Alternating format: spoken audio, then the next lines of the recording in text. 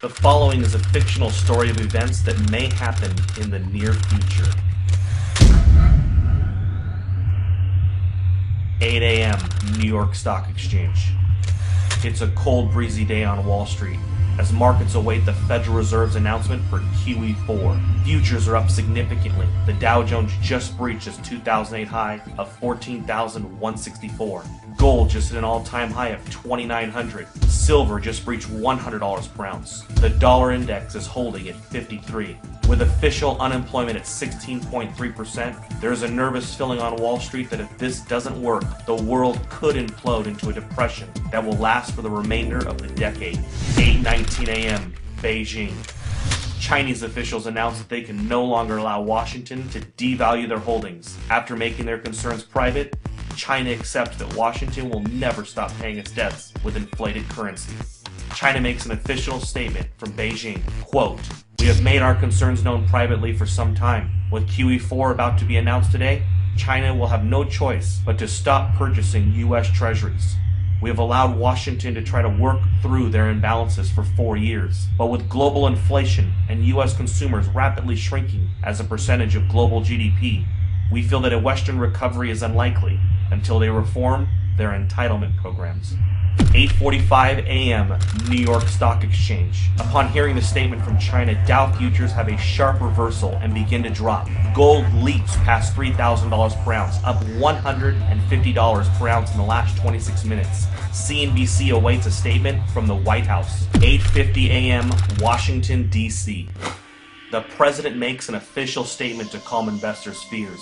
He tells Americans that he has spoken with several G20 leaders. They have assured him that they will continue to increase their purchase of treasuries and believe that a strong U.S. economy is the only thing that will bring back global prosperity.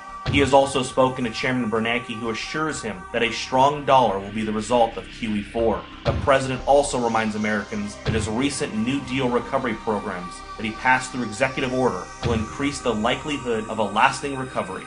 He also notes that Beijing, since 2009, has slowly been reducing their holdings, so the impact will be minimal.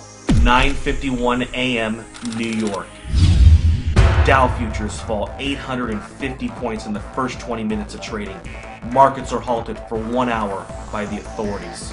10 a.m. Main Street, America. The news about the stock market in China has now spread. A panic begins to set in and unprepared Americans rush to the grocery store. In an attempt to purchase food and water, Americans that didn't know what was going on are alerted by all of the news stories and panic buying. Within 50 minutes, there is a nationwide rush to the stores. Empty store shelves in America become a reality. 10:52 a.m. New York. Markets reopen and the Dow Jones resumes its collapse. Investors around the world join the sell-off in bonds and stocks and begin to purchase commodities. Unlike the panic of 2008, this time commodities are seen as the only safe haven from a dollar crisis. 11:30 a.m. New York. The Dow falls 1,700 points since reopening. Trading is halted for at least 2 hours. The Federal Reserve injects $200 billion into the markets and announces that QE4 will be delayed until further notice. Congress is called back to D.C. for an emergency joint session. Some members of Congress are saying that they consider China's statement a financial attack. 12 p.m. Main Street, America. Several cities begin to see civil unrest after grocery stores are forced to close. Traffic in the streets and violence break out. The president puts the National Guard on alert for a possible deployment onto U.S. streets if things don't get under control soon. Several news agencies are reporting injuries at grocery chains and call for the authorities to do something before it gets worse. 12:15 p.m. Toronto, Canada. George Soros tells CNBC that a run on treasuries is imminent and that there is nothing the government can do to stop it. He says it is unfortunate that a controlled decline of the dollar was not coordinated better over the years. Today really could have been avoided if not for the Tea Party politicians who demanded fiscal responsibility and a constitutional government. 3 p.m.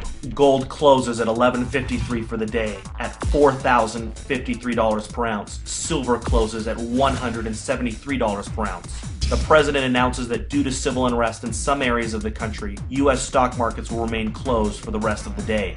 With the exception of mining and other inflation-related stocks, the majority of U.S. stocks are down significantly due to the sell-off and flight to safety in commodities.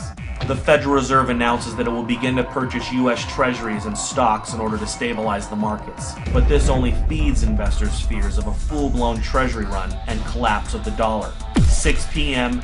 Asia. Asian markets begin a massive sell-off. Dollar collapse rumors begin to take hold of the markets. CNBC Asia looks into a possible COMEX default and complete breakdown in the U.S. economy. Gold spikes in Asia, up 1750 in the first complete hour of trading. Gold is now at 58.03. 7 p.m. Gold and silver bullion dealers across the world have suspended all sales due to no inventory. A COMEX default is now expected. Several central bank representatives propose a freeze on currency markets and a fixed devaluation of the US dollar in order to calm investors. 7:30 p.m. The United States. The sun sets on America. In the last 12 hours, the world has changed. Americans are glued to their televisions, taking a crash course on a debauched currency.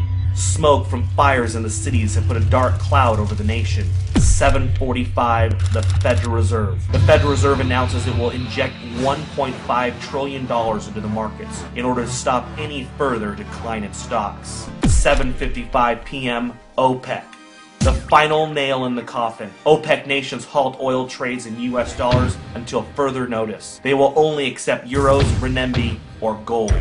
7:59 p.m. The Federal Reserve's announcement to inject $1.5 trillion into the markets causes a sharp reversal in overseas markets. Stocks begin to rally even as Main Street melts down. 8 p.m. Manhattan. That the time to warn and prepare Americans for hyperinflation has ended.